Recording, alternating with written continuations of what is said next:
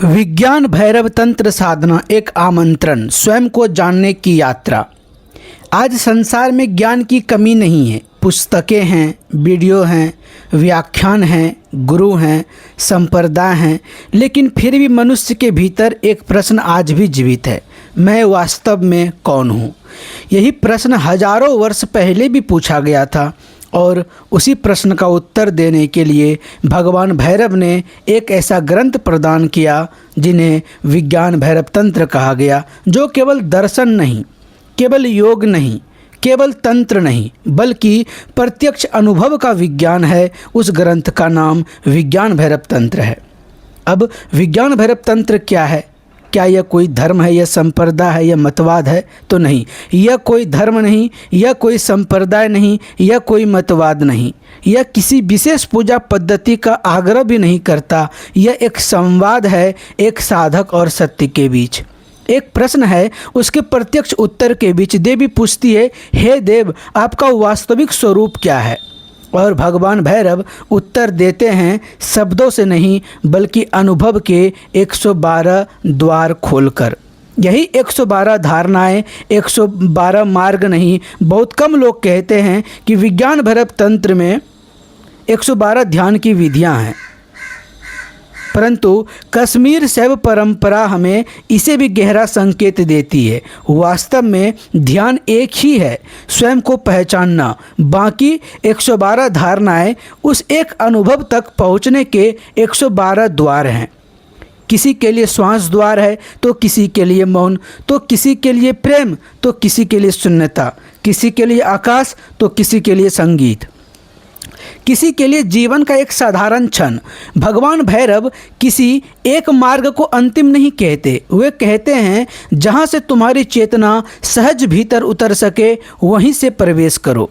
आज आवश्यकता क्यों है विज्ञान भैरव तंत्र की? तो आज मनुष्य पहले से अधिक व्यस्त है, पहले से अधिक सूचनाओं से घिरा है, लेकिन शायद पहले से अधिक स्वयं से दूर भी।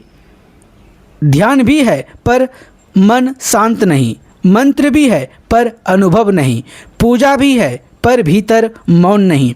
विज्ञान भैरव हमें सिखाता है, स्मरण कराता है, आत्मबोध किसी भविष्य की घटना नहीं। यदि सही दृष्टि हो तो यही श्वास, यही क्षण, यही जीवन भैरव का द्वार बन सकता है। रिहास या अध्ययन क्यों प्रारंभ कर रहा है? हमारा उद्देश्य किसी रहस्य का बाजार बनाना नहीं है। हम चमत्कार बेचने नहीं आए हैं, हम त्वरित सिद्धि का वादा नहीं करते।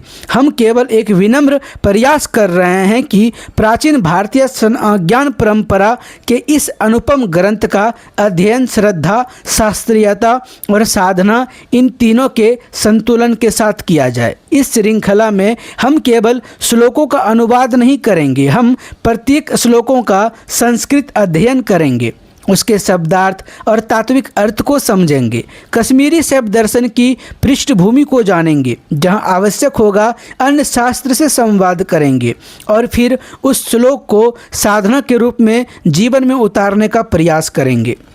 यह यात्रा किनके लिए है?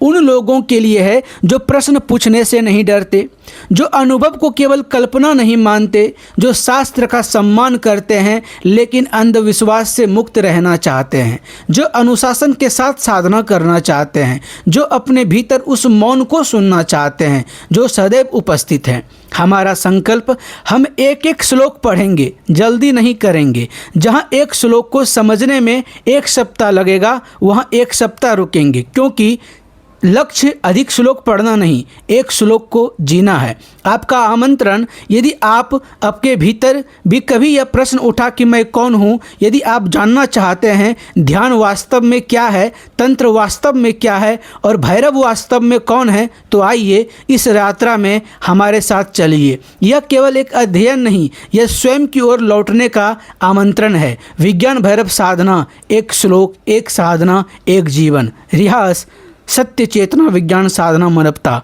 ओम नमः शिवाय। धन्यवाद।